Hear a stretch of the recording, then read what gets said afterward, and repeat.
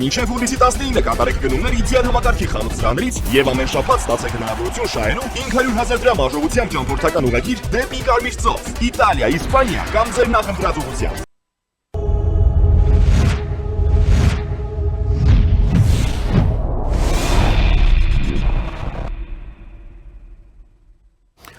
Բարև ձեզ, առաջինի եթերում մանրամասներն են, ես Դավիթ Ստեփանյանն եմ, այսօր մենք ունենք տեսակապ Չեխիայից Պրահա մայրաքաղաքից է մեզ միացել քաղաքական վերլուծաբան Բագրատ Արաքելյանը։ Բարև ձեզ, պարոն Արաքելյան։ Ողջույն, պարոն Ստեփանյան, շնորհակալ եմ հրավերի համար։ Շնորհակալ եմ, որ ընդունեցիք։ Պարոն Արաքելյան, շատ է խոսվում այս երկու օրվա ընթացքում, վերջին երկու օրվա ընթացքում վարչապետ Փաշինյանի այցի մասին, վարչապետը գնացել է Եկատերինբուրգ, ինչ-որ ցուցահանդեսում է մասնակցել ցուցահանդեսի աշխատանքներին եւ հանդիպել է Ռուսաստանի վարչապետ Միշուստինի հետ։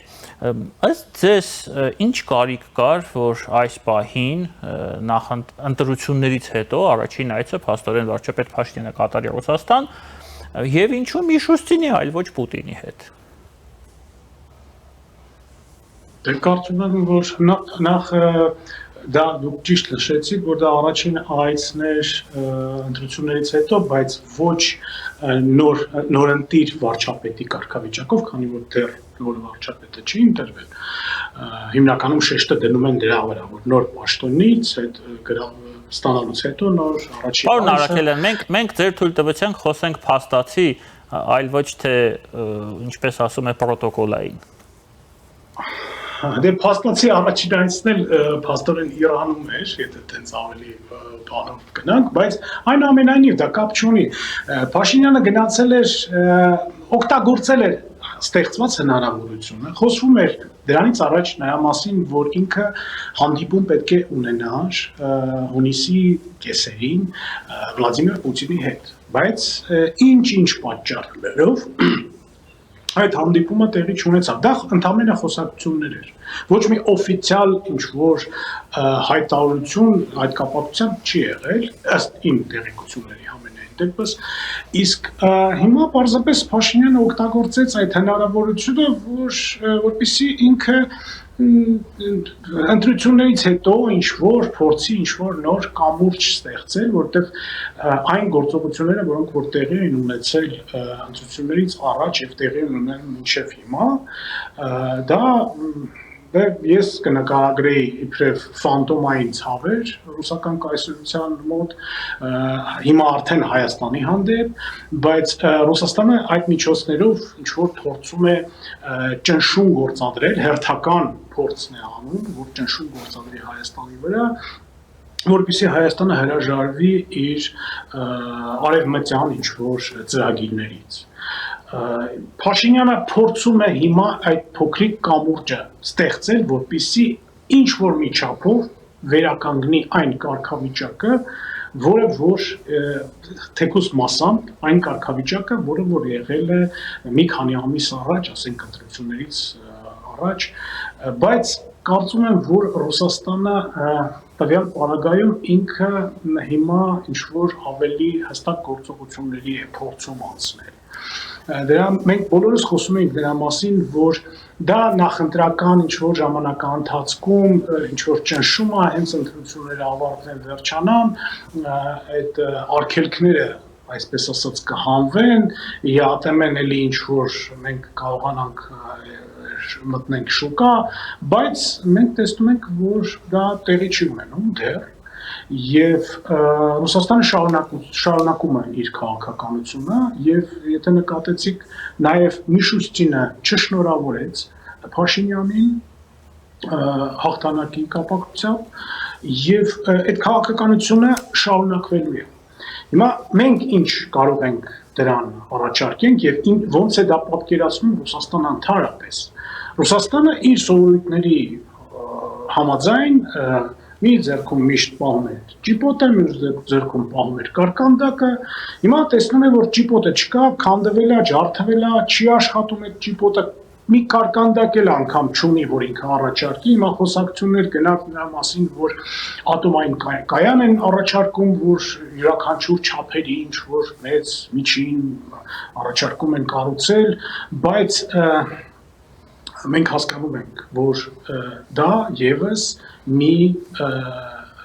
լծակ է Ռուսաստանը ուզում ստեղծել, որպեսզի հետագայում հնարավորություն ունենա ճնշում գործադրելու։ Եվ ոչ մի պարագայում նույնիսկ եթե Ռուսաստանը առաջարկի ամենալավ պայմանները, ամենաէժանագույն գները եւ ամենալավ, չգիտեմ, հնարավորությունները, որ կտա միգուցե այդ ատոմային կայանը, ոչ մի դեպքում Հայաստանը այդ քայլի չպետք է դիմի, որովհետեւ հերթական անգամ մենք ընկնելու ենք այն թակարդի մեջ, որ բազում տեղերում արդեն Ռուսաստանը ունի, հիմա այսօր ունի Հայաստանը։ Եվ հերթական թակարդը ստեղծել մեր կողմից կլինի անմտություն։ Ռուսաստանը փորձում է հիմա այդ ճնշման միջոցով Հայաստանին հետ քաշել այն ծրագրերից, ինքը տեսնում է, որ ֆոն դեր Լեյենը եկավ Հայաստան։ Իրենք չէին սպասում, որ Եվրամիությունը կարող է այդպիսի կարճ ժամանակահատվածում շատ լուրջ առաջարկներ անի մի պետությանը, որը որ ՀԱՊԿ-ի ու ԵԱՏՄ-ի անդամ է։ Իրենք պարզապես իմ կարծիքով իրենք պարզապես դա չէին կարող պատկերացնել։ Բայց այնուամենայնիվ դա տեղի ունեցավ։ Եվ հիմա Ռուսաստանը պարզապես փորձում է կրճվել ինչ-որ մնացած ինչ-որ ճնշման հնարավորություններից, ինչը որ իմ կարծիքով արդեն մեծ նշանակություն մեր համար չի ունենա։ Կարող է մեզ, ոչ թե կարող է, այլ հաստատ մեր տնտեսությանը վնաս կտան, դրա մասին խոսք չկա, որտեղ մեր տնտեսության զգալի մասը օրիենտացված էր Ռուսաստանի վրա եւ բնականաբար շատ կարճ ժամանակահատվածում նույնիսկ եթե Եվրամիությունը բոլոր դռները, նարպաստները, չգիտեմ, ամեն ինչը բացի մի քանի օրվա շաբաթների ընթացքում, նույնիսկ ամիսների ընթացքում կատարել լրիվ դիվերսիֆիկացիա հնարավոր չի, պարզապես դա անհնարին է։ Բայց այնուամենայնիվ հնարավոր է որոշակի հստակ կոնկրետ քայլեր արդեն այսօր ձեռնարկել եւ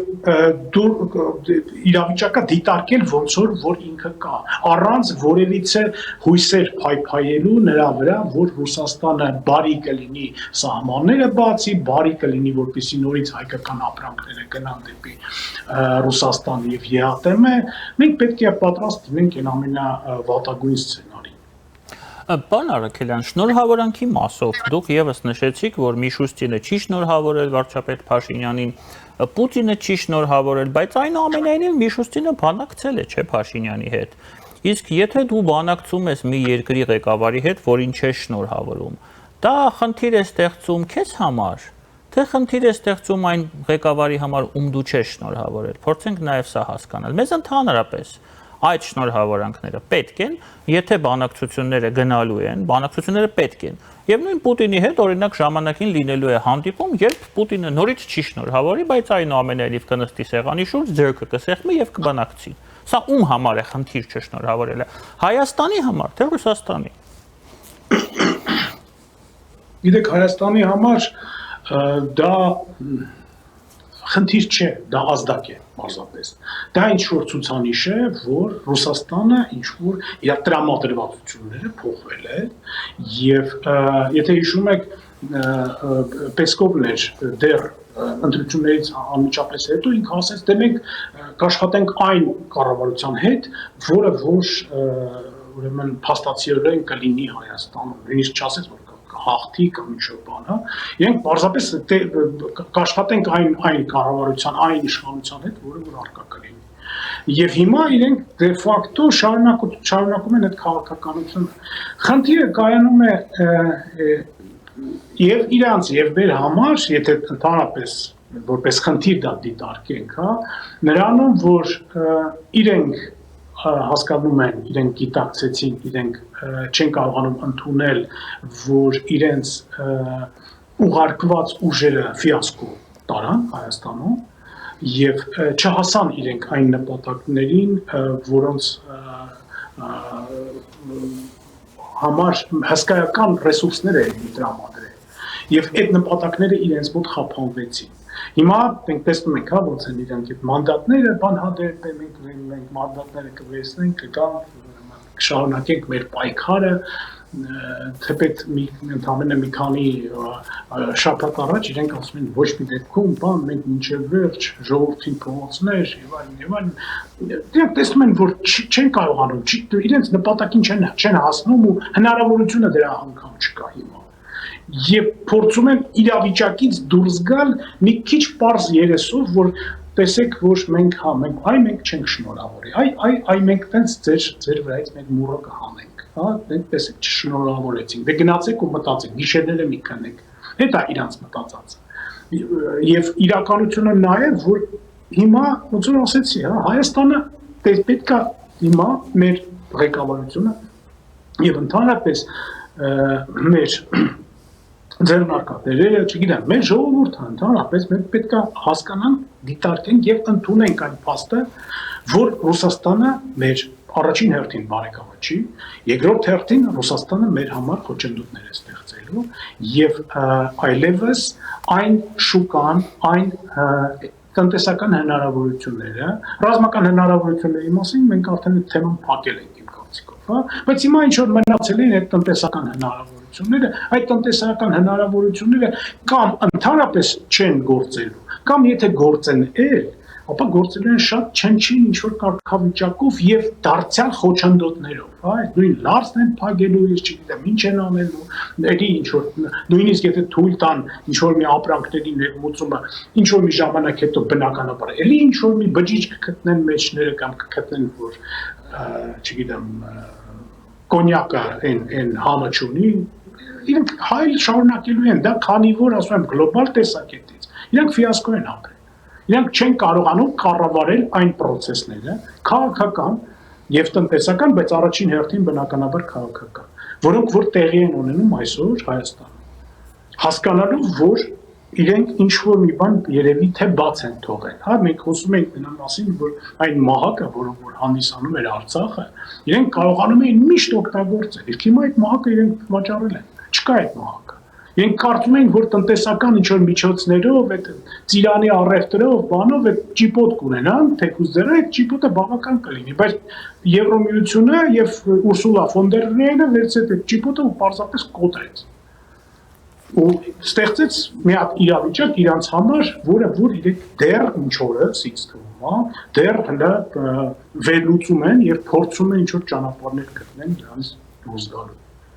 Պարոն Արաքելյան, տեսեք, դուք նշում եք, որ Ռուսաստանի ձեռքում այլևս չկա ավանդական ոչ ճիպոտը, ոչ էլ կարկանդակը։ Իսկ այն, ինչ փորձում են նրանք մեզ հրամցնել կարկանդակի տեսքով, ատոմակայանը, նոր ատոմակայանի կառուցումը, դա կարկանդակ է, որը մենք չենք կարող մարսել հետագայում։ Հիմա հարց է առաջանում, դուք նաև պնդում եք եւ ձեզ հետ համամիտ եմ, որ Փաշինյանը փորձում է Ռուսաստանի հետ ինչ որ կամուրջ կառուցել։ Դա էլ է անհրաժեշտ, բայց փորձենք նաև հասկանալ այդ կամուրջը մեր ինչին է պետք, ինչի ենք ուզում կառուցել այդ կամուրջը այսպիսի Ռուսաստանի հետ, որն է պատճառը, նպատակադրումը։ Նպատակը միակն է, որպեսզի մենք մոտակա 1-2 տարվա ընթացքում չկրենք այն վնասները, որոնք որ կունենանք, եթե մենք ընդհանրապես հենց այսօրվանից խզենք մեր տնտեսական հարաբերությունները Ռուսաստանի եւ ԵԱՏՄ-ի հետ, որովհետեւ Հայաստանի տնտեսության 50-ից ավելի տոկոսը օրիենտացված է Ռուսաստանի եւ ԵԱՏՄ-ի վրա։ Եվ ճիշտ է, վերջին տարիների ընթացքում բավականին դիվերսիֆիկացիա է տեղի ունեցել եւ եթե նախկինում, եթե վերցնենք մի 2-3-4 տարվա առաջվա պատմությունը, այն ժամանակ 80-ից ավել տոկոսներ կապված Ռուսաստանի հետ։ Հիմա այդ տոկոսը նվազել է, բայց այնուամենայնիվ մեր մոտ արտադրողներ կան, ձեռնարկատերեր կան, որոնք որ կապված են պայմանագրերով Ռուսաստանի հետ, որոնք որ արդեն արտադրել են կամ իրենց արտադրությունը գործում է եւ կազմավորված է հենց նրա համար, որպեսզի այդ ապրանքը հետագայում գնա դեպի Ռուսաստան։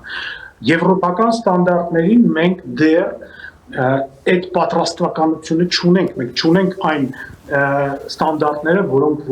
որ աշխատում են եւ ընդունվում են Եվրոմիության մեջ։ Եվ խոսքը այստեղ միայն գյուղատնտեսության մասին չի։ Բնականաբար ժամանակ է պետք, որպեսզի այդ ամենը մենք կարողանանք դիվերսիֆիկացիա անել, ձևափոխել,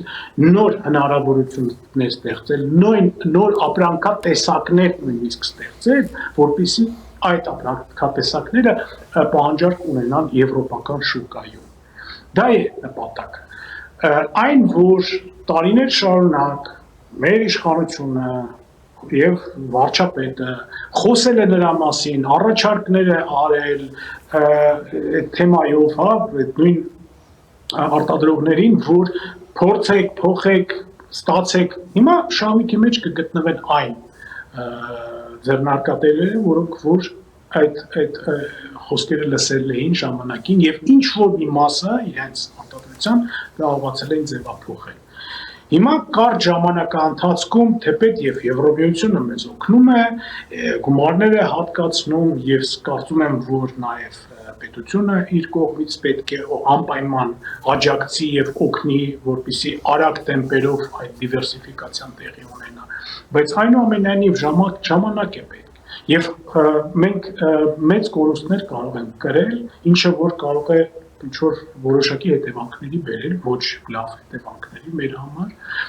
եթե մենք այլեմ ասում Ռուսաստանի եւ ԵԱՏՄ-ի հետ միանգամից խզենք մեր կապերը։ Միակ հույսը Ռուսաստանի դրա վրա է։ Հիմա այսօրվա դրությամբ միակ հույսը դրա վրա է։ Իրենք հասկանում են, որ մեզ պետքա դնեն ինչ-որ մի ցեյտնոտային վիճակի մեջ, որովհետեւ դրա համար են խոսում դրա մասին միշտ ընդգծում եւ Պուտինն է դրա մասին խոսում, որ ինչքան հնարավոր է շուտ դուք պետք է ուրեմն հանրակրվեր անցկացնեք եւ վերջը որոշեք, դուք գնում եք դուք մնում եք ԵԱՏՄ-ում, թե գնալու եք դեպի Եվրոմիություն։ Մեր մոտ այդ խնդիրը կանգնած չի։ Մենք խոսել ենք եւ մեր իշխանությունը խոսում է նրա մասին, որ մենք ընդհանրապես մեր տնտեսությունը փորձում ենք ոչ միայն տնտեսությունը, ինչ որ տարբեր բնագավառները փորձում ենք բերենք եվրոպական ստանդարտների, ընդհանրապես,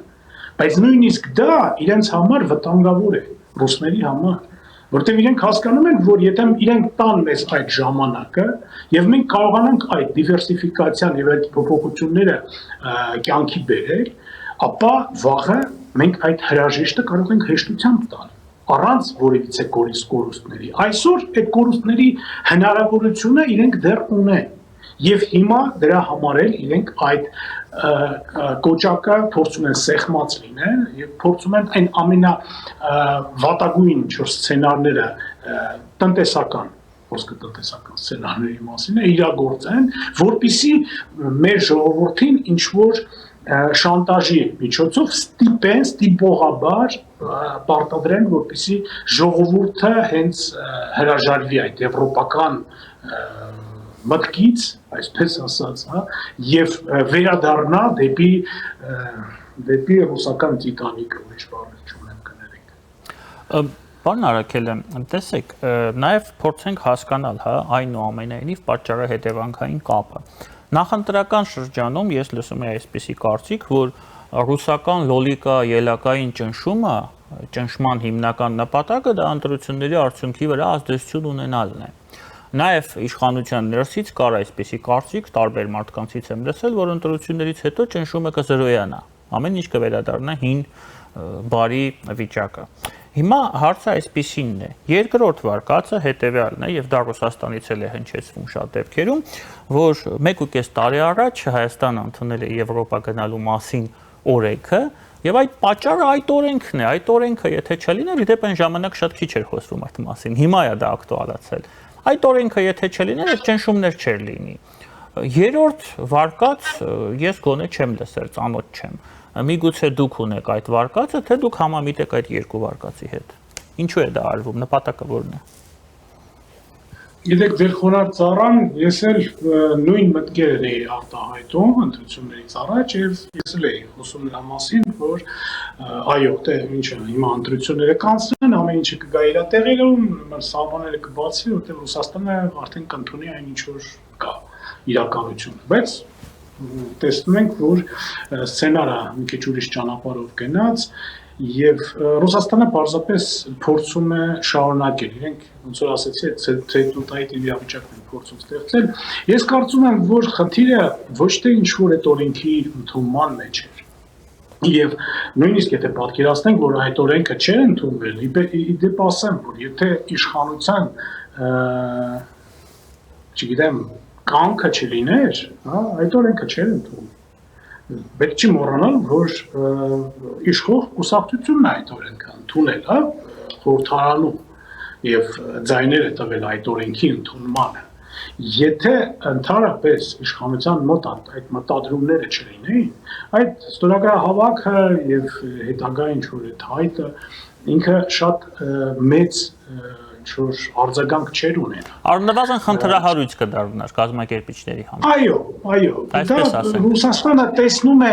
այն, որ ոչ թե հենց բուն օրենքն է իրեն հանգարում, այլ ինքը տեսնում է, որ այդ օրենքի ընդունումը եղել է հենց իշխող կուսակցության կողմից եւ այդ կուսակցությունը հիմա էլ եկել է իշխանության։ Ես ասեմ ուրիշ բան, եթե պատկերացնենք, որ խորհրդարանում այն ժամանակ լինեին մի քանի կուսակցություններ, որոնք որ ընդունեին ինչ-որ կոլեգիալ կերպով այդ օրենքը, իսկ այս խորհրդարանում արդեն այդ կուսակցությունները կամ լիովին չընտրվեին կամ ինչ-որ ուրիշ կուսակցություններ իշխանության, այդ խնդիրը կհանվեր։ Բայց իրենց խնդիրը նրա մեջ է, որ իրենք հասկանում են, որ նույն քաղաքականությունը շարունակվելու է հիմա։ Եվ եթե իրանք այն ժամանակ ընդունել են Եվրոմիություն մտնելու օրենքը, ապա հիմա այդ քաղաքականությունը շարունակվելու է։ Ուրեմն դրա դեմը պետք է ինչ-որ ձևով առնվի։ Մենք բազում անգամ խոսել ենք նրա մասին, որ Ռուսաստանը ոչ մի պարագայում ինքը չի այնքան ամեն ինչ կանի, որպեսզի Հայաստանը մնա իր փեշի տակ։ Եվ ամեն ինչ կանի եւ յուրաքանչյուր գումարները կծախսի, այդ խոսքս նույն այդ ատոմակայանի մասին, ինքը 10 ատոմակայան կկառուցի, միայն թե պահի Ռուսաստանը իր օրբիտայում, որովհետեւ Հայաստանի կորուստը եւ ոչ միայն Հայաստանի, Ադրբեջանի եւ Վրաստանի կորուստը, Կովկասի, Հարավային Կովկասի կորուստը Ռուսաստանի համար դա ինքնասպան, չգիտեմ, Ուկրաինայի կորուստին համարյա թե հավասար մի կորուստ է։ Դա կայսերության վերջնական փլուզման ազդակներն է իր մեջ արդեն տանում։ Եվ ռուսական կայսերությունը, որը որ մինչ օրս ինչ որ մի տեսակով ինքը բնականաբար դեռ գոյություն ունի, իրենք հասկանում են, որ այդ կառուցվածքը քանդվում է։ Դա քանդվեց եւ մեծ խնդիրներ ունեցավ Ուկրաինայում, դա քանդվեց դեռ սովետական միության ժամանակ 91 թվականին, ես էլ չեմ ասում 20-րդ դարի սկզբում առաջին համաշխարհային պատերազմից հետո, բայց հիմա հերթական այդ ստադիան է եկել եւ իրենք ամեն կերպ փորձում են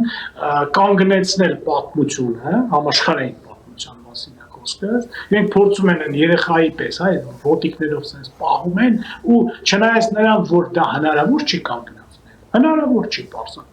յուրաքանչյուր կայսերությունը ծրագրավորված է քանդման։ Վաղ թե ուշ, հիմա ըստ երևույթին արդեն ժամանակն եկել է եւ այդ կայսերությունը իր հզորությունն է արդեն կորցրել, ինչը մենք տեսնում ենք Ուկրաինայում։ Իր տնտեսական հնարավորություններն է կորցնում, մենք տեսնում ենք Ռուսաստանում ինչը կատարվում է բենզինի հետ, հերթերը կամ տնտեսական ընդհանուր իրավիճակը։ Ոչ մի անշարժ գույքի շուկան Ռուսաստանում պարզապես մեռյալ է։ Ոչ մի բան չի վաճառվում, ես ընկերներ ունեմ, որոնք որ ուզում են հիմա Ռուսաստանից հեռանան իրենց անշարժ գույքը վաճառեն, հնարավոր չի, չեն կարողանում։ Նույնիսկ գինը իջացնում են ամենա անհնարին ցածր գներով էլ առնող չկա։ Իսկ դա ինչի մասին է խոսում։ Խոսում է նրա մասին, որ ժողովուրդը, բնակիչները, քաղաքացիները, եթե ուզում եք այդ երկրի, իրենք չգիտեմ, ողնաշարով գիտակցում են, որ այդ երկրում ինչ-որ մի բան է հիմա տեղի ունենալու, շատ շուտով եւ ինչ-որ գումարներ ներդնել այդ երկրի մեջ, ինչ-որ գումարներ ծախսել, այդ երկրի մեջ ներսում, դա անհնարին է, դա հիմարություն է։ Իրենք ապրել են, համենայն դեպս ավակ սերունդը ապրել է այն դեֆոլտները, որ ապրել էր Ռուսաստանը։ Այն ժամանակ, երբ որ Ռուսաստանը ընդհանրապես փլուզվում էր տնտեսությունը, այսի նկատիունը։ Եվ հիմա նույն բանն է սպասվում եւ այդ ամենի ազդակները արդեն առկա են։ Պարոն Արաքելյան, դարձյալ ամեն անգամ ես այդ կրկնում եմ, որ Հայաստանը պետքա դրանից պարզապես աշխատի ինչքան հնարավոր է հեռու մնա, որպեսզի այդ փլատակի փոչը հայտնվի։ Պարոն Արաքելյան, եւ մեր զրույցի վերջում եւս մեկ հարց, երկար 3 շաբաթ տևեցին ընդդիմության Հայաստանների դեգերումները կենտրոնական ընտրական հանձնաժողովում, սահմանադրական դատարանում եւ ահա նրանք որոշեցին համենայն դեպս հայտարարեցին որոշման մասին, մանդատները վերցնել, գնալ խորհրդարան եւ այնտեղ խորհրդարանում եւ փողոցային պայքարի սիմբիոզի արդյունքում թույլ չտալ, որպեսզի քաղաքացիական պայմանագիրը ընդունի Ալիևյան սահմանադրությունը։ Ըստ ձեզ, այս պահին արդյոք այդ վտանգը կա, արդյոք այդ ընդհանրապես այդ քննարկումը ակտուալ է Ալիևյան սահմանադրության ընդունման։ Ես ճիշտ ասած այդ Ալիևյան սահմանադրություն Ես հիմա ցիտում եմ, կներեք, ցիտում եմ։ Ես շատ դժվար եմ ընդունում, որովհետև մեր սահմանադրությունը ինքը բազմաթիվ բաց տեղեր ուներ։ Առանց Ալիևի ինչ-որ պահանջների, առանց ինչ-որ իրենց իր ուլտիմատումների, եթե ուզում եք, հա, որ ինքը հնչեցնում էր առաջ, խնդիրներ կային մեր սահմանադրության մեջ։ Ես մինչ օրս դեռ, եթե չեմ սխալվում, նույնիսկ նախագիծը չի հրապարակվել, ոնց որ չեն կարող ծանոթանալ ցավոք սրտի այդ նախագծի հետ, թե ինչ են պլանավորում ընդհանրապես ապագա սահմանադրության մեջ, բայց այնուամենայնիվ փաստը մնում է փաստ, որ այդ սահմանադրությունը թերի էր եւ փոփոխության կարիք ուներ։ Հիմա խոսել նրա մասին, որ դա Ալիևյան սահմանադրություն է, թե Ալիևյան սահմանադրություն չի, դա Փաշինյանական է, թե Փաշինյանական չի, դա շուտ է, ինչի մասին են իրենք խոսում, եթե իրենք ընդհանրապես բովանդակության հետ էլ ընդհանրապես ծանոթ չեն, հա, ես խոսքս այսպես ասած ընդդիմության մասին է եւ իրենց արդեն պատրաստի կլիշեների մասին է, ինչ-որ անվանումների, որոնք իրենք արդեն տարակում ունեն դրած շարած, որ հենց որ մի բան դուրս է գալի, մի անգամից անունը կպցնում են։ Ոչ, խնդիր կա սահմանադրության հետ եւ այդ խնդիրները պետք է լուծվեն։ Թե ոնց կլուծվեն, ինչ մակարդակի կկարողանան իշխանությունը եւ կառավարությունը այդ խնդիրները հեռացնել, դա ժամանակը ցույց կտա։ Հիմա խոսալ ընդհանրապես նրա մասին, թե ինչպիսի կլինի այդ սահմանադրությունը, դեռ վաղ է, կարելի է խոսալ միայն նրա մասին, թե դրա անհրաժեշտությունը կա, թե չկա։ Ես կարծում եմ, որ կա եւ շուտվանից կա։ Եվ այդ ստեղծման օրվանից այդ սահմանադրության մեջ խնդիրներ կար։ Իսկ այն ինչ որ վերաբերվում է իրանց այդ մանդատները, որ իրանք երկար ժամանակ խոսում էին այդ մանդատների, հիմա մանդատները երեք աչքիս ընկավ Նարեկ Կարապետյանի շատ այնց ճշմարիտ կերտկեցվածքով ինքը ասում է դե բացատրեք ինձ, դե ինչի՞ս էր դա պետք ինձ, իմ ընկերներին, ինչներիս էր պետք, մենք մեր առափառահեղ կյանքը թողել ենք, եկել ենք, ընկել ենք, ուրեմն քաղաքականության մեջ, իմ մոտ մի անգամից ինձ հարց է էլի կանգնում, եթե դու տենց հայրենասեր ես, տղա ջան, ինչի ընտանիք հանդերձ բանակում չեք ծառայել ընդհանրապես։ Պարոն Արաքելյան, հայրենասեր լինելով, որ դուք եկել եք ձեր փառահեղ կյանքը հիմա նվիրում եք Հայաստանին, իսկ միգուցե խնդիրը նրա մեջ է, որտեղ ինքը շատ այնց ճիշտ բառեր էր հնչեցնում, գիտեք, ես հավատում էի նրան։ Ես հավատում էի, որ ինքը իրոք ասում էր, ինչի սա դա պետք է, ինչի սա դա պետք է։ Ես հասկանում էի, որ ինքը պարզապես այդ նախադասության երկրորդ մասը չի ասում, որ մեզ ստիպել են դա անենք։ Մեզ ստիպել են, մեզ պարտադրել են, մենք անում ենք, թե չէ մեզ ընկերների սեր դա ընդհանրապես պետք։ Մենք մեր միլիարդների մեջ ողողված մեր Bentley-ոտ կյանքը վարում էինք եւ ոչ մի բանի կարիքը չունեինք։ Իսկ հիմա ընկել ենք կրակի մեջ։ Պարոն Արաքելյան, ես ուզում եի առաջարկեի մեր հարցազրույցը ավարտենք ձեր կողմից նշված հռետորական հարցերով, հնչեցումով, բայց դուք պատասխանը հնչեցրեցիք, ինչը կարծում եմ եւս բավականին լավ ավարտ կլինի մեզ համար։ Շատ շնորհակալ եմ ձեզ այս հարցազրույցի համար։ Ես եմ շնորհակալ։ Իմ հյուրն էր, որը մեզ միացել էր տեսակապով Չեխիայից Պրահա մայրաքաղաքից քաղաքական վերլուծաբան Բագրատ Արաքելյանը, քիչ անց մենք կվերադառնանք եւ կշարունակենք մեր եթերը։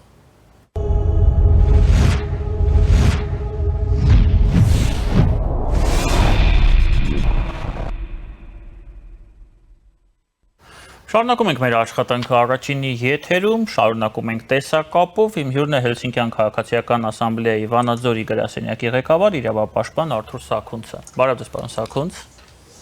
Ողջույններ, պարոն Ստեփանյան։ Պարոն Սաքունց, այսպեսի մի փոքր պատմություն պատմեմ, որպես մեր հարցազրույցի նախաբան, ինչից հետո շարունակենք։ Դեռ ամիսներ առաջ ես անցնում էի Արենջով, այդ հայտնի տոնավաճառի դիմաց տեսա մեծ շենք են կառուցել, ինչ որ իրանական ապրանքներ, հա, վիտրինաներ տեսա, ցուցափեղկեր, որոշեցի մտնել տեսնեմ ինչ ապրանքներ են այնտեղ վաճառում, ես մտածեցի ինչ որ տոնավաճառ է, գրած էր իրանական ներկայացուցչություն, ցանկացա մտնել ներս, ինձ ուղղակի ներս չթողեցին, այնտեղ կային ինչ որ աշխատողներ, հա, պահպանության աշխատողներ, որոնք ասացին, որ այդտեղ ներկայացուցչություններ են իրանական ընկերությունների, բայց ես ներս ընդհանրապես ոչ մեկին չտեսա, ոչ ներկայացուցչություն, որ փակ տարածք էր։ Այդ պահին ինձ մոտ միանգամից հարց առաջացավ, ես ոչ տնտեսագետ եմ, ոչ բիզնեսմեն եմ, սովորական քաղաքացի եմ, ինձ մոտ կասկած առաջացավ, որ այդ ամբողջ գործունեությունը փող լվալու համար է։ Միանգամից։ Ես ուղղակի մտածեցի, որ երևի փողը լվալու համար է, ապացույցների հարկ չունեմ։ Եւ ահա հիմա մենք տեսնում ենք, որ պարոն Գագիկ Ծառուկյանի նկատմամբ հնչեցվում են մեղադրանքներ 3 տարվա ուշացումով, որ 21-ին, 22-ին, եթե չեմ սխալվում, փաստորեն պարոն Ծառուկյանը հանցավոր խմբի որպես ղեկավար կներեք արտահայտության համար գցել է տարբեր պարսիկ գործարարների եւ հետո փող է լվացել։ Այդ գցած փողերը լվացել է 20 միլիոն դոլարից ավել գումար է լվացվել եւ որքանով ես հասկանում եմ, լվացվել է այդ հիմնարկությունների միջոցով, հա, հայտնի բան կար, չէ, ռագայի կապույտը, չէ, ոսկե հորթի մեջ, հա, ինչ որ տենց իմ մոտ այդ տպավորությունը մի անգամից եղած, որ հերթական ռագայի կապիտան է։ Լավ, այդ ամենը ասենք թե տեղի ունեցել, ենթադրենք, որ տեղի ունեցել։ Ինչու այդ մասին սկսեցին խոսել միայն հիմա, երբ դեռ օրինակ նույնիսկ ինձ Հայաստանի Հանրապետության համեստ քաղաքացի դեռ ամիսներ առաջ դա պարզ էր։ Պարոն Ստեփանյան, շատ լավ հարց է։ Դե եկեք նույն անկեղծությամբ այլ պատմություններ էլ հիշենք։ Մարտի 1-ին 2000 թվականի մարտի 1-ին հայտնի 0038 հրամանով այդ անձանց ցուցակը որ կար, հիշում եք։ Այո, այո, որոնց թիկնազորների համար զինվորական հագուստ էին ստացել պաշտպանության նախարարությունից։ Այդ ցուցակում ընդգրկված էր նաև Ծառուկյանը։ Բայց արդյոք միայն ինքն էր ընդգրկված։ Անունները հիմա մեկ առ մեկ չհիշենք, ասենք նույն Ալեքսանյան Սամվելը լրիվ օրինականա բիզնեսը, կամ Թոխմախի Մեհեր կար հայտնի, կամ Շշի Մելո, ես չգիտեմ անունները, Հովիկ Աբրահամյան եւ այլն։ Ինչու համար եմ սա հիշեցնում, որ բայց նոր եք ցանոթ, պարոնեք։ Եթե կարող է 2000 թվականին ծնված երիտասարդները, որոնք հիմա 18 տարեկան են, կամ 2007, 5 թեկուզ, 23 տարեկան, գուցե եւ չհիշեն, բայց գոնե մենք հո հիշում ենք այդ ամենը, մեր աչքի առաջ է եղել։ Մեր աչքի առաջ է գործել, ձևավորվել օլիգարխիան, որոնք ունեցել են եւ իշխանություն որպես կոալիցիոն եւ նաեւ եթե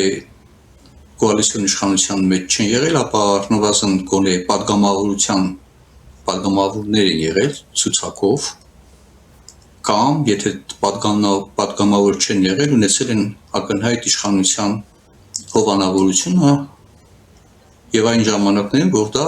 համակարգային կոռուպցիայի ժամանակաշրջանն էր։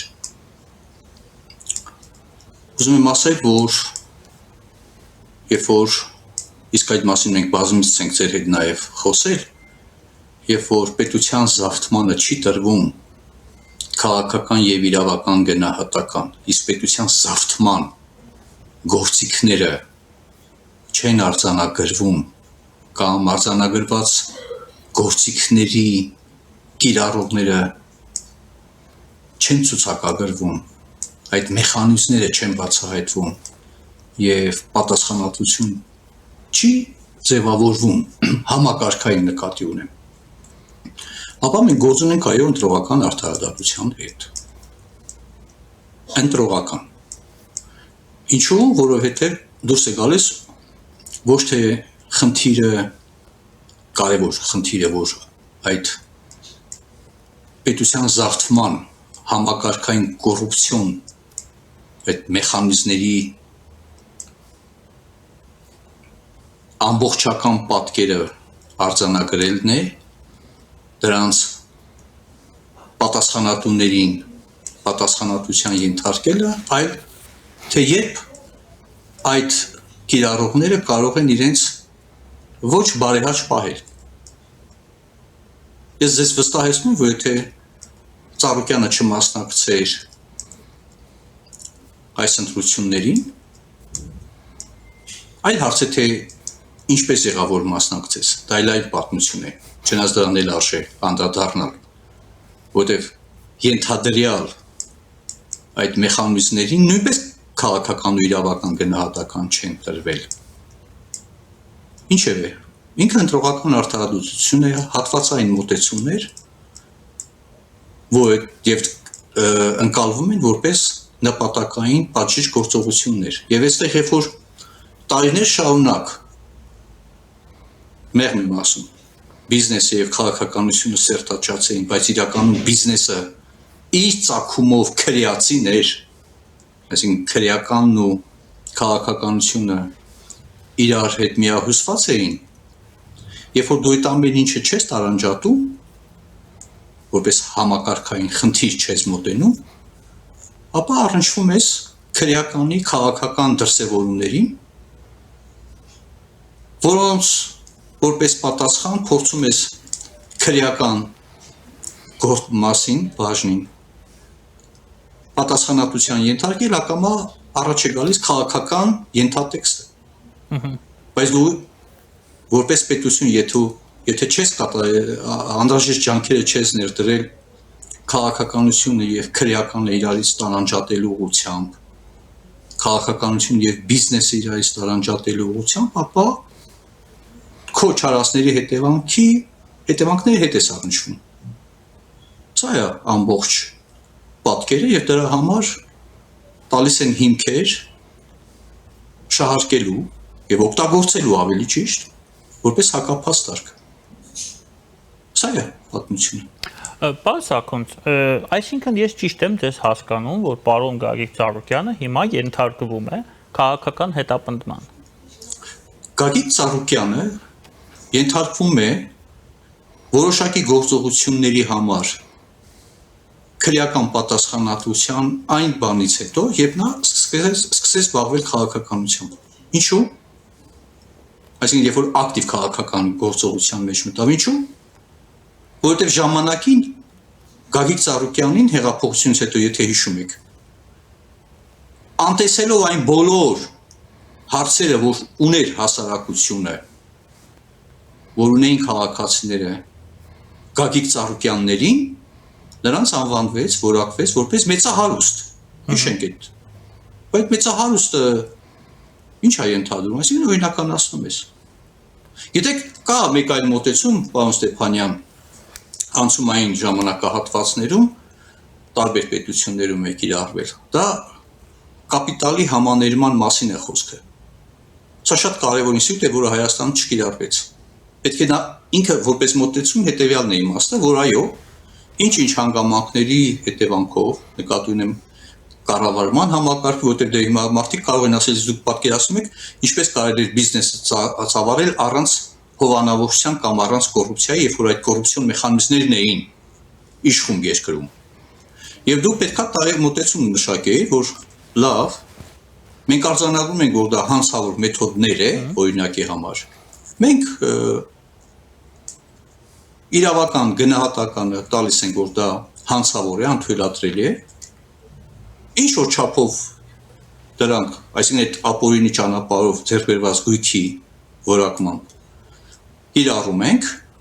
իսկ այն մասով շարունակում եք ձեր բիզնեսը, բայց իմացեք, որ ձեր իրավական ու քաղաքական գնահատականը հետևյալն է, դա ինքը անօրինականություն է եւ անթույլատրելի է համարվելու այլևս նման անօրինականության իրականացումը։ Այսպիսի գնահատական չի հնչել։ Դա համար ձեր մատնանշած տարեթվերը 2021-2022 տեղի է ունենում։ Ինչա, գիտեք, եթե 2021-ին 22-ին տեղի է ունենում եւ հիմա ես դու անդրադառնում, ինչա նոր բողոքեցին Իրանի այդ քաղաքացիները, որոնք գտնում են, որ իրանց գումարները, չգիտեմ, յուրացրել են, հետո այդ ապօրինի ձեռք բերված գումարները իրացվել են։ Ես չգիտեմ, չնայած դա պետք է դեռևս քննությամբ բարձվի, չխախտենք անմեղության կախավարկածը, բայց գործընթացների կամ երևույթի մասին ենք խոսում, չէ՞ վերջին հաշվով, որտեղ ինչու հիմա, ինչու ոչ 2021 թվականին, իսկ ինչու եղավ 2021-ին դա հնարավոր, որտեղ դու 2018-ից հետո այդ գնահատականները չտվեցիր, այսինքն դու չսահմանեցիր, թե որոնք են անթույլատրելի այլևս, դու թույլ տվեցիր, դու հաշտվեցիր, որ կարող է կոռուպցիոն, պետության զավթման կոռուպցիոն մեխանիզմներով ձևավորված բիզնեսը շարունակի գոյությունալ միայն մի պայմանով, որ քաղաքականությամբ չզբաղվի։ Ինչպիսի միամտություն, չէ՞ որ դա հանցավոր գործողություն է եղել, ես մա չեմ խոսում միայն Գագիկ Ծառուկյանի մասին։ Ես խոսում եմ ընդհանրապես երևույթի մասին, հո ես այն ցուցակը պատահական չեմ հիշատակում 2008 թվականի մարտի 1-ին, որտեղ դա արձանագրված ցուցակ է։ Կներեք, հայտնի պատմությունը հիշում եք, չէ՞։ Քչոյան, Տիգրան Սարգսյան, այն գործարարի, Կիպրոսյան այդ օֆշորների կապված։ Հիմա Քչոյանը կոռուպցիոն բանի մեջ խառը չէ, կամ Տիգրան Սարգսյանը։ Թե երբ որ Քչոյանը այլ վարքագիծ դրսևորի կամ Տիգրան Սարգսյանը մտնի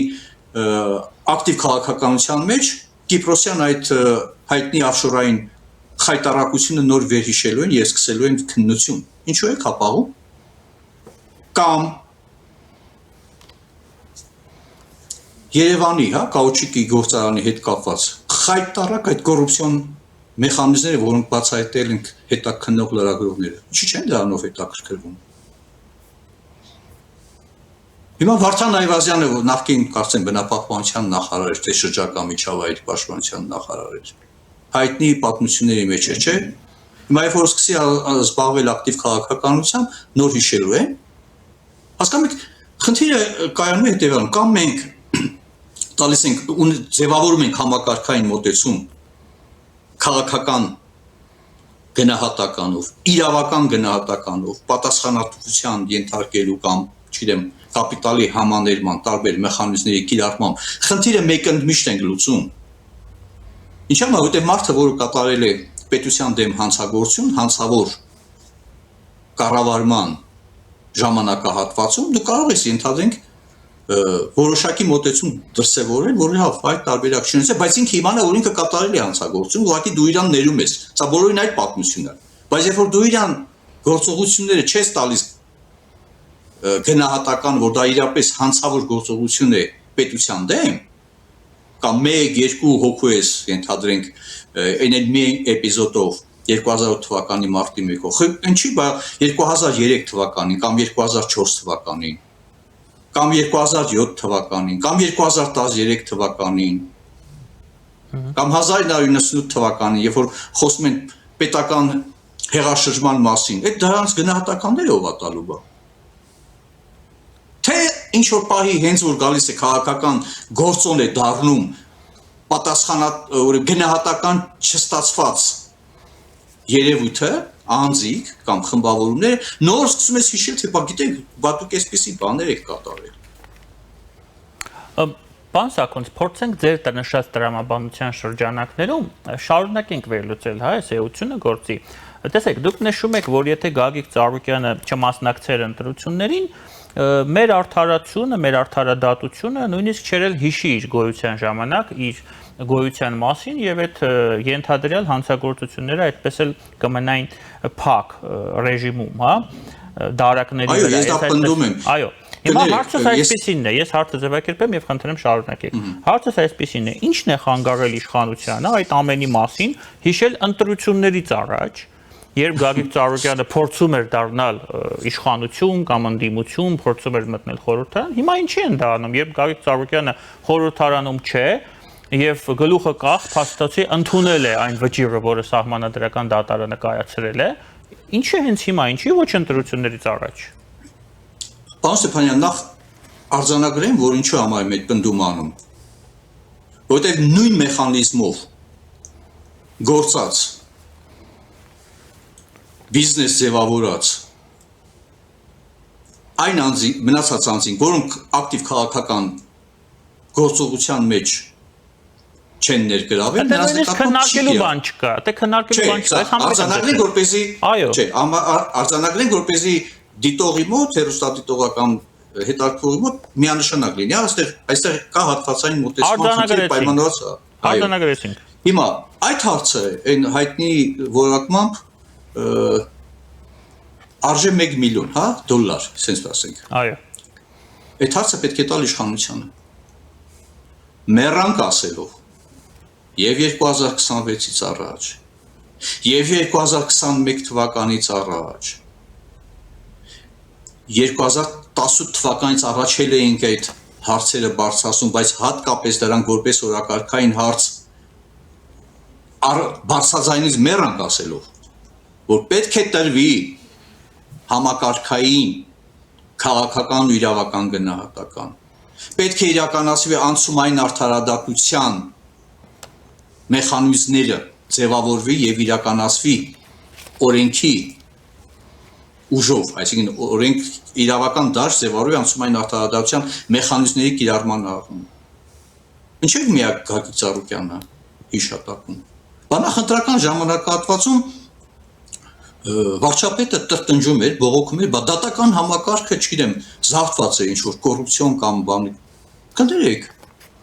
վեթինգի մասին մեռանք ասելով, այդ չեք նոր հիշում։ Այսօր ասել այդ հարցի պատասխանը տվեք, սա մեկ։ Տվեք այդ հարցի պատասխանը, այդ հարցը տվեք իշխանությանը եւ իրանցից պետք է պահանջեք, եթե իհարկե բան ունեն, պատասխան ունեն։ Որտեւ տեսեք, մի հատ էսպիսի անցում կատարեն, որ մյուս ավելի կարծում եմ խայտարակ մոտեցումն է։ Անել արված գործերի մասին գովաբանությունը դարձել է տիրապետող մոտիվ, տրենդ, հա։ Իսկ չարվածների համար պատասխանատվության հարցը կամ մեղավորության հարցը չի դառնում քննարկման առարկա։ Ինչու՞։ Դատական համակարգում, որից բողոքում եք, բարեփոխումների իրականացման պատասխանատու հանդիսանում է կառավարությունը եւ ազգային ժողովի մեծամասնությունը, իսկ կառավարությունում հատկապես հանձինս արդարադատության նախարարների ինչու չի ստացվել։ Նախարարները չեն ուզեցել, թե քաղաքական որոշում չի եղել, իսկ ինչու չի եղել, որոնք են այդ պատճառները, որտեղ մենք պատճառների մասին չգիտենք։ Դա եղել է կամայականություն, թե դա եղել է քաղաքական որոշում։ Հարցեր կան, որոնց պատասխանները չեն տրվում եւ նույն ձևի բողոքում են, ոնց որ մենք ենք հիմա խոսում, չէ՞։ Մենք բողոքենք, այն մյուսը բողոքի, լավ հասկացանք, բայց այդ որոշում կայացնողները բողոքողները չեն, որոշում կայացնող չպետք է բողոքի, որոշում կայացնողը պետք է գործողություն իրականացնի, քաղաքականություն մշակի, առավել եւս երբ որ այդ քաղաքականության մշակման վերաբերյալ առաջարկություններ ներկայացվել են, շարունակաբար են ներկայացվել։ Երբ որ մենք ասում ենք այս սահմանադրությունը պետք է փոխվի դեռևս 2015 թվականին,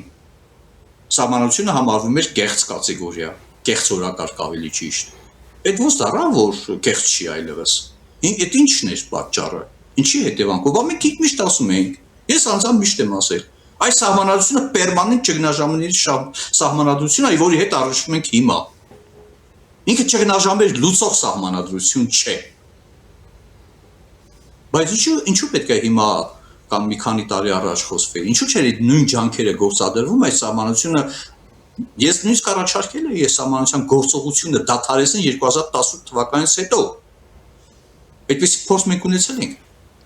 1991 թվականին անկախությունից հետո, երբ որ չունենք սահմանադրություն, Հայաստանի խորհրդային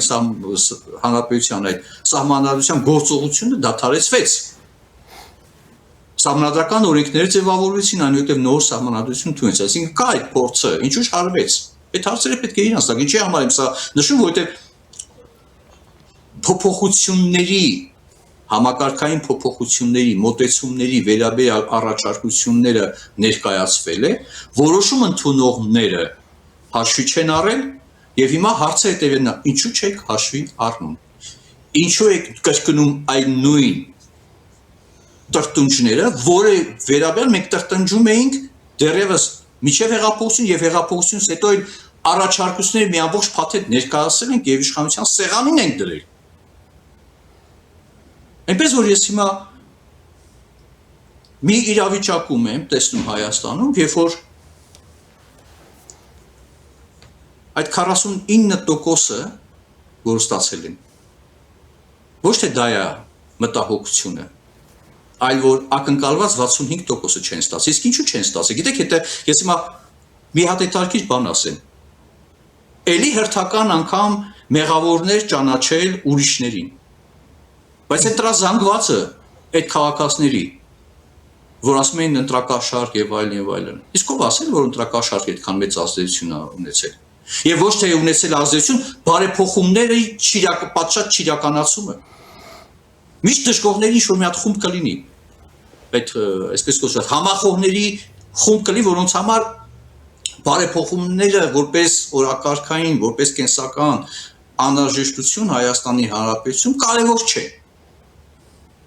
Բայց խոսել, որ այդքան մեծ թվով մարդիկ, որոնք չեն քվեարկել են այդ առաջադրված ուժերի, այն էլ գիտեք, մի ուժի, որը ընդամենը մի քանի ամս առաջ է ձևավորվել։ Դուք ուզում եք ասեք Հայաստանի Հանրապետության քաղաքացիները, այդ մեծ խումբը, գնացել է ընտրակաշարքի հաշվինաբան արել, ընտրակաշարքները եղել են, բայց ընտրակաշարքների ազդեցության չափանիշը չկա։ Եթե լիներ սահմանադրական դատարանը կունենար այդ չափանիշ եւ այլ որոշում կկայացներ։ Խնդիրը կանում են, որ մինչեւ հիմա էլ այս պահին էլ հրապարակավ չեն ընդունում, որ այդքան մեծ թվով քաղաքացիներ այդ ուժերին, որոնց համար ժողովրդավարություն, իրավական պետություն, կոռուպցիայի դեմ պայքար, որտեղ այդ ամեն ինչի համակարգը իրանք էին ձևավորել տարիներ շարունակ։ Ոչ թե դրա համար այդ քաղաքացիները, այլ քաղաքացիները դժգոհ են, որ իրենց ակնկալված փոփոխությունները չեն կատարվել։ Թողնին 10%, լավ մաքսիմում 15%, բայց հաստատ այդքան չեղնի։ Այսինքն ես ուզում եմ ասել, այստեղ էլ խնդրի ախտորոշման համարձակություն պետք է ունենալ, ազնվություն պետք է ունենալ։ Եվ ոչ թե չարացների համար հիմա այդ փորձը հատ առ հատ, չգիտեմ, մեղավորներ փնտրել։ Այդ մեղավորներ հիմա մեղավորներ փնտրելու այդ գործողությունների համար եք դուք պատասխանատու, որ ժամանակին համակարգային մոտեցում չեղավ, որ այդ մեղավորության գործոնները ընդհանրապես որպես քաղաքական երևույթ չլինեին։ Այդ քաջությունն էլ չունեն հիմա ընդունելու, որ հանրային վստահության այդ նվազումը հեղափոխությունից հետո որ տեսնում ենք, հետևանք են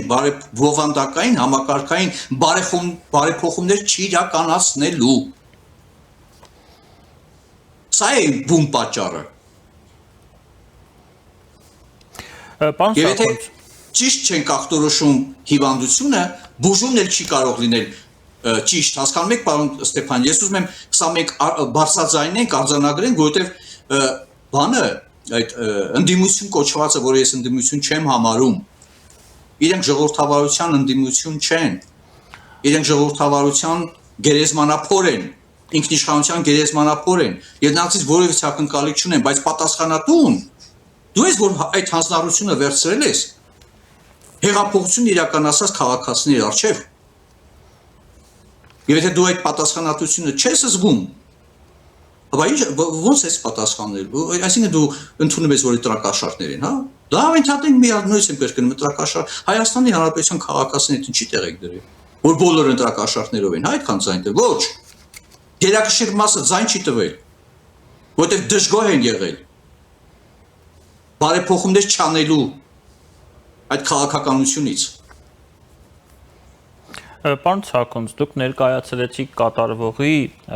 պատճառը հետևանքային կապը իրավական տեսանկյունից, ես միանշանակ կիսում եմ ձեր կարծիքը, բայց նորից խնդրում եմ վերադառնանք քաղաքական հարթություն։ Այսպիսի մի վարկած եւս քննարկենք Ծառուկյանի հետ կատարվողի։ Տեսեք, նախընտրական շրջանում հիմնականում, հա, մենք տեսանք, որ կալանավորվեցին, իզոլացվեցին մարդիկ, ովքեր զբաղված էին ընտրությունների կազմակերպչական, այսպես ասեմ, հա, մեղմ ասեմ հարցերով, Հայաստան դաշինքից, հիմնականում ուժեղ Հայաստանից, ինչու ոչ Բարգավաճ Հայաստանից, հիմա հերթը հասել է առաջին համարներին,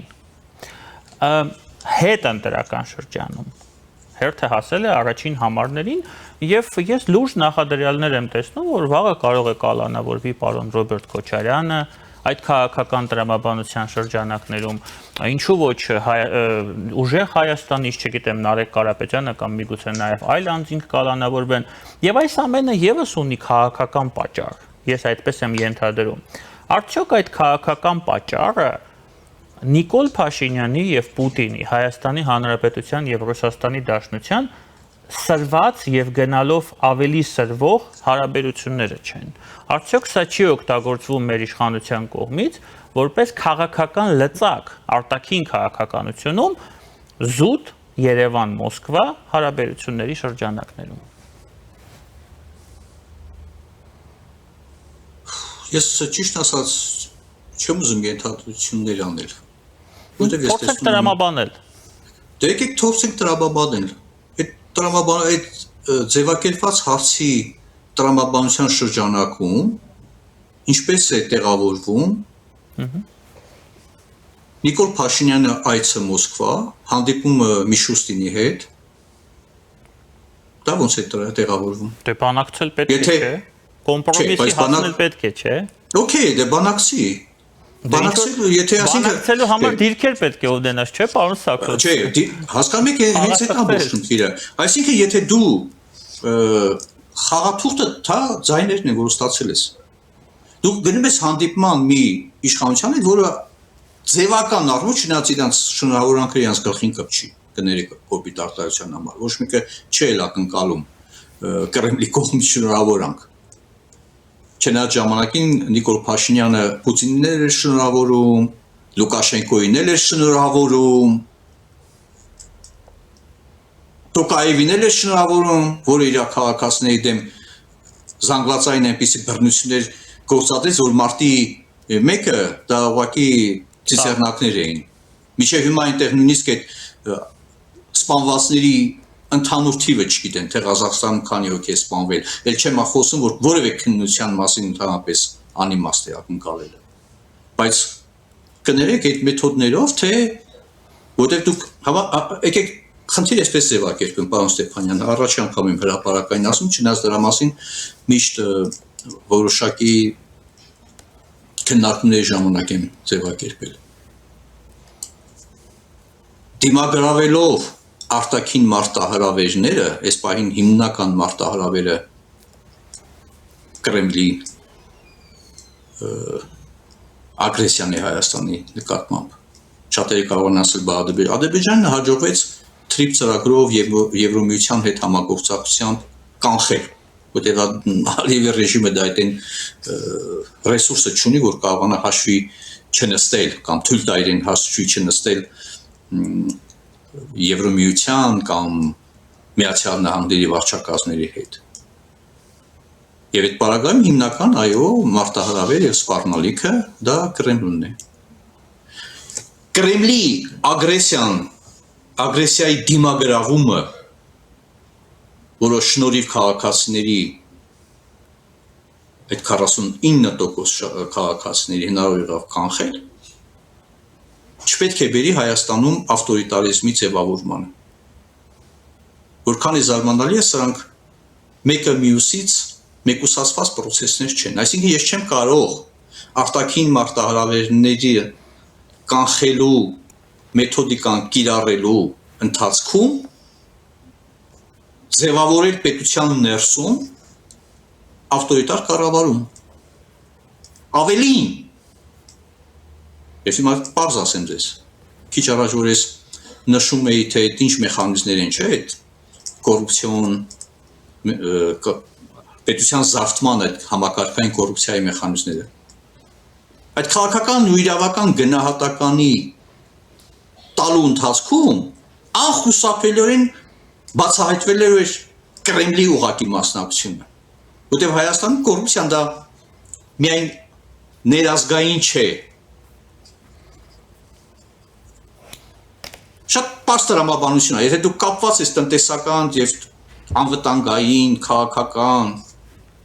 տարբեր կապերով Կրեմլի հետ, որը ձևավորել էին այդ պես կոչված ընդդիմադիրները, հա, պորտալները ամբողջ Հայաստանի կապել են Կրեմլի հետ, այդ պորտալներով նաև այդ վերազգային կոռուպցիոն մեխանիզմներն են հանդիսացել իշխանության պետության զավթման հիմնական մեխանիզմը, հա։ Եվ հիմա դու, երբ որ այդ պորտալները չես կտրում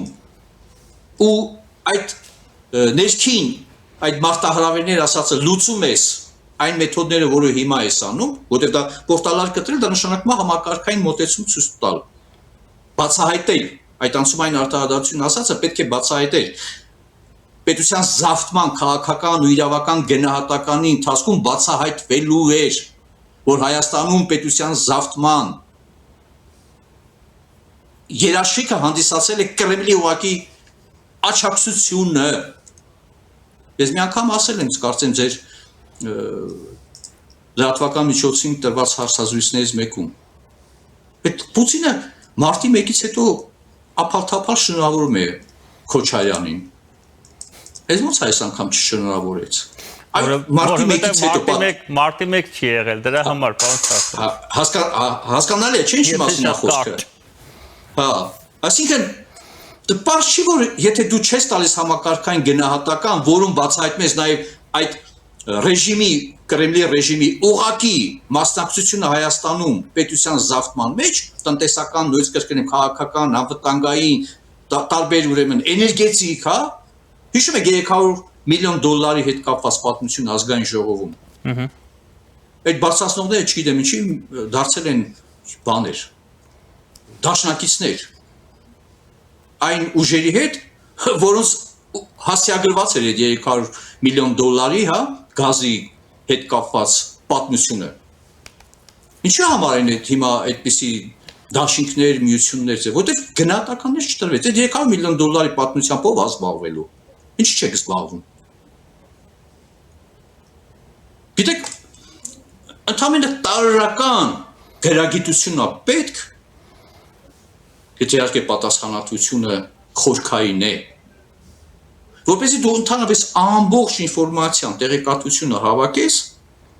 կամ այդպիսի եւ մեխանիզմ ստեղծես, եւ մթնոլորտ ստեղծես, որպեսզի մարդիկ նաեւ հաղորդեն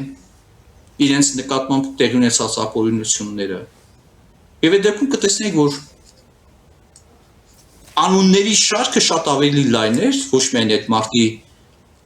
1-ի հայտնի այդ 0038 գախնի հրամանով այդ ցուցակը։ Եվ դրանից հետո լավ տեսնեմ, երբ որ դուժասները ձայն բարձրացնեին, որոնց ձայն այդպես է չլսվի, դրանք կհամարձակվեին հանդես գալ, բայց երբ որ դու այդ ձայնը չես լսում եւ դրանց ձայների փոխարեն հազարավոր միլիոն այդ 100 հազարավորների ձայների փոխարեն դու ես գործողություն կատարում, այդ այդտեղ ունենում ես այն ինչ որ կա։ Այնպես որ նույնիսկ կրկնեմ, այնպես կրկնեմ ես, արտաքին մարտահրավերների կանխումը չպետք է զուգահեռ բերի Հայաստանում ավտորիտար կառավարման ձևավորմանը, որը շատ բարենպաստ հող է հանդիսանում այդ նույն արտաքին մարտահրավերներ հղող պետության կողմից իրավիճակը վերցնել հսկողության ներքո։ Բայց այս ամենը վերջում էլ սա էլ ասեմ, պարոն Սաքոնց, ունի նաև իր հակառակ կողմը, չգիտես ինչու ինձ թվում է, որ եթե Հայաստանի եւ Ռուսաստանի հարաբերությունները շարունակել վատթարանալ, ժամանակի ընթացքում մեր արդարադատությունը կհիշի եւ 0038-ի մասին, եւ Տիգրան Սարգսյանի սխրագործությունների մասին, եւ Ռոբերտ Քոչարյանի գործարքների մասին Ռուսաստանի հետ, եւ որտեղ պահպանվել է եւ պաշտպանվել է Ռուսաստանի, բայց ոչ Հայաստանի շահը։ Այնպես որ մեզ դեռ շատ անակնկալներ են սպասում, որքանով ես հասկանում եմ իրավիճակը, պարոն Սաքունց։ Պարոն Ստեփանյան, շատ ճիշտ եք, բայց այդտեղի պետք է մենք Սա որպես երկրորդ կողմ, հա, ձեր նշածի։ Այո, շատ ճիշտ է, բայց նշածի հետ։ Նախընտրական ժամանակահատվածում էր կարծեմ աչքովս ընկավ մի այդպիսի պատասխանեցի, որ զսպվածություն ունեին Կրեմլի կողմից աջակցություն ստացող որոշ անձանց նկատմամբ քրեական հետապնդում իրականացնելու առումով։ Դուք շատ բարձ ասեք մարդկանց հետ եղեք ազնիվ, ասեք այո ժողովուրդ, մենք որոշակի SSSS բնույթի հարցերով չենք կարող,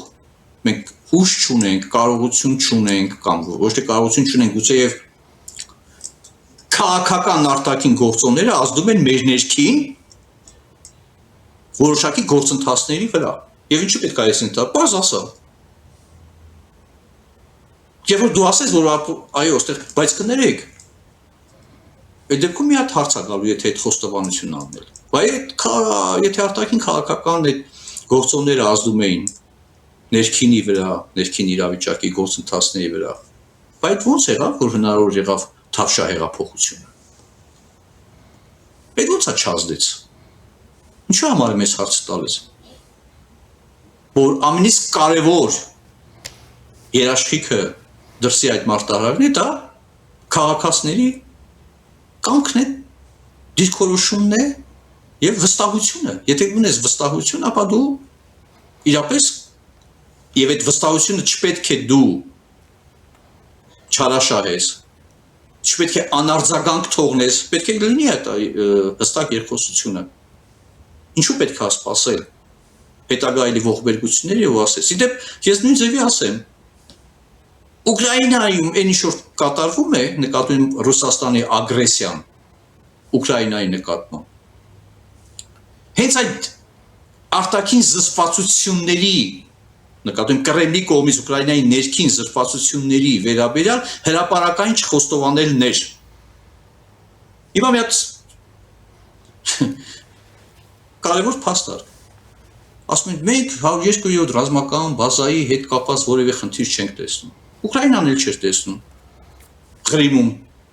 Սևսովյան ռազմական նավատորմի, ռուսական նավատորմի ներկայության հետ կապված խնդիր։ Ընդհակառակը պայմանագիր էին կնքել, որ նա կարող է այդտեղ գործի։ Ինչի հանգեցրեց այդ ռազմածովային նավատորմի արկայությունը Ղրիմում։ Ղրիմի անեքսիային եւ Ուկրաինայի դեմ ագրեսիային։ Պարոն Սաքուն, հարցադրումները բայց ցավոք մեր ժամանակը ավարտվում է։ Դե մի ժամանակը հեյք չի անում, բայց իրանք էլ չեն պատասխանում այդ հարցերին։ Պետք է մարդկանց հետ ազնիվ լինել եւ ճշմարիտ ասել։ Պետք չթողնել ենթադրությունների վրա, որ հետո այդ ենթադրությունների շրջանակում կատարես քայլեր, որոնք արդեն չես էլ հասկանում։ Ինչի պետք է ես ենթադրեմ։ Մեր զրույցի ժամանակ դուք ձեր գլխավոր ուղերձները այնուամենայնիվ նշեցիք եւ ես կարծում եմ, որ դա համապատասխան մարմիններում եւ համապատասխան իշխանության օղակներում լսելի կլինի։ Շատ շնորհակալ եմ ձեզ, պարոն Սաքունց։ Շնորհակալություն ձեզ, հաջողություն։ Իմ հյուրներ, որը միացել էր մեր եթերին տեսակապի միջոցով, Հելսինկյան քաղաքացիական ասամբլեայի Վանաձորի գրասենյակի ղեկավար, իրավապաշտպան Արթուր Սաքունցը, ես Դավիթ Ստեփանյանն եմ, ձեզ հետ իմ մանրամասները կհանդիպենք։